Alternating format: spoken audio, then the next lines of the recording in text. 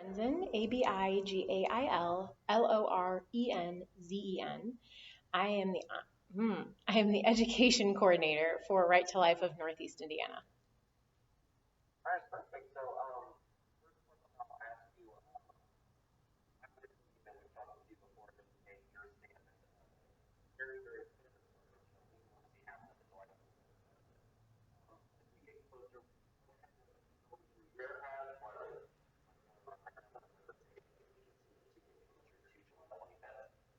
We are so excited for the special session to start. We have been asking our people to call their legislators to express their support and their encouragement to them in passing an abortion ban in Indiana. And we're also supporting a second bill that would supply more resources to women and families who need that, because strong families are what Indiana's society is going to be based on. That's what creates strong communities, is strong families. So both of those bills have our full support, and we are excited to see this new time in Indiana happen.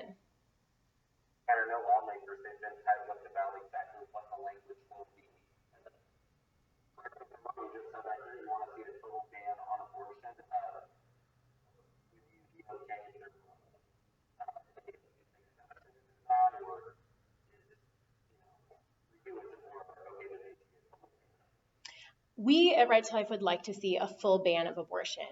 Because abortion is the intentional killing of a preborn human, there is rarely, if ever, a time where abortion is needed to save a mother's life. Because instead of intentionally killing that child, we can deliver them and give mom and baby both life-saving care. So we're not putting mom's life at risk when we give good medical care. So we don't need an exception for that. For rape and incest victims, we also don't want to see an exception there, because we don't want violence against any member of our community. We don't want violence against rape victims, right? That should never happen. But then also, that preborn baby is also a victim of the rape. And so to give them the death sentence, to give them capital punishment, that preborn child, for something they had nothing to do with, is also wrong. So we do want to help rape victims. And that's really important. That's part of what we want to see happen in that second bill, is how do we help those rape victims with healing? But what we've heard from rape victims is that abortion does not help. They describe it as a second rape. It increases their risk of depression by 600%. It increases their risk of breast cancer by 44%. That's not helping women. And so all three exceptions for Right to Life, we are against.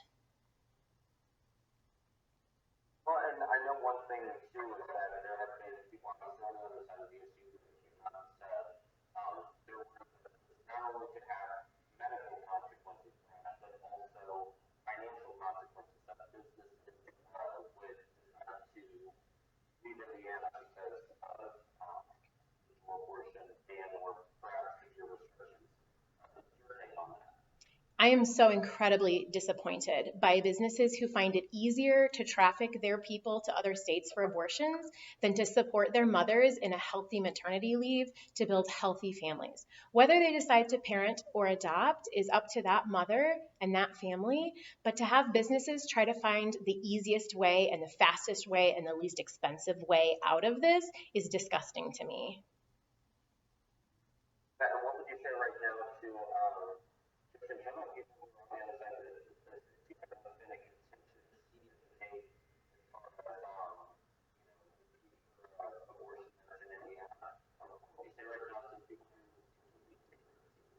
Our hearts go out to those people who are scared. This is a new time that we're entering. It's been a long time since abortion wasn't an option for an unplanned pregnancy. And anytime we enter new or uncharted waters, there's uncertainty that comes with that, and that's completely understandable. What I hate to see is the fear mongering that's happening and things that are being sensationalized and blown out of proportion. Like people posting that women who have ectopic pregnancies are going to be facing jail time in order to fix that situation. That would never happen. It doesn't happen now. That situation does not fall anywhere within the abortion ban. And so the issue, I think, would be a lot more clear to the general public if there wasn't so much sensationalizing and hyping going on around it. So it's really disappointing to me that that's a tactic that's being used, because shadowing the truth, and it's shadowing real resources from reaching the people who need them. And as we look forward to not just July 25th, but even just your final thoughts, there might perhaps be legal challenges, people who are against us, and the message on that front as well, in the long-term future. Yeah, I would love to see the people, not only in Indiana, but Americans in general, take a step back and take a look at our culture and say, how do we really help each other? How do we really help the American public? Because for almost 50 years now, we've been killing off the new generations. 64 million kids aborted. Those are people who are Americans but have lost their lives because it was the easiest route out, or the route that the only route that the person could see, or a route that they were being forced into. That's not how Americans operate. We are people of ingenuity. We are people who help each other, who love each other. And so to say abortion is the only way to take care of a crisis pregnancy is so short-sighted on our side and comes with huge tragedy in its wake, not just for that child, but for the mother and the grandmother and the siblings and all sorts of people who are touched by the ripples that that abortion causes. And so I would love to see Americans sit down and say, okay, how do we actually help women? How do we actually help families? Because abortion causes such damage, not only physical, but mental and emotional and spiritual damage to the people who go through it, that it is never a good option for anyone.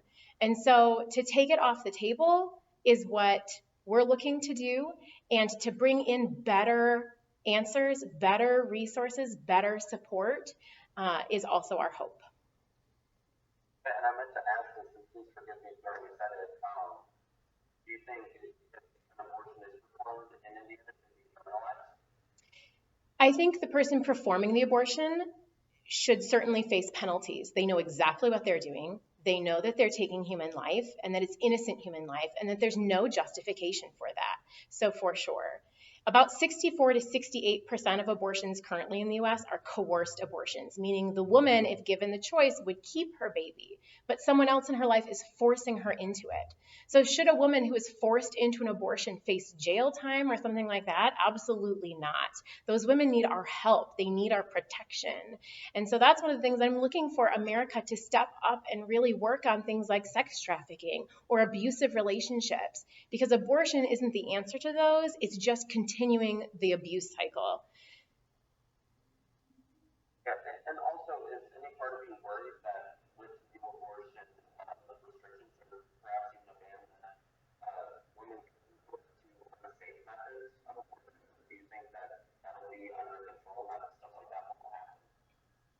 If women are looking for abortions, it's because they're lacking resources. It's because their community hasn't come around them and said, you can do this and we can help you. And so if women are looking for those options, I would hope that their community looks out for them, that we can step in and say, look, you don't need to put yourself in an unsafe situation. We can help you. We can get you through this temporary crisis, this barrier that you're facing, so that you don't need to make a choice that's going to leave you with a lifetime of guilt and regret because you lost a member of your family. Abigail, anything else you want to add? Anything I might have missed? I don't think so. Awesome. Thank you so much. I really appreciate your time. Thanks, Tyler. Appreciate it. Thank you. Bye.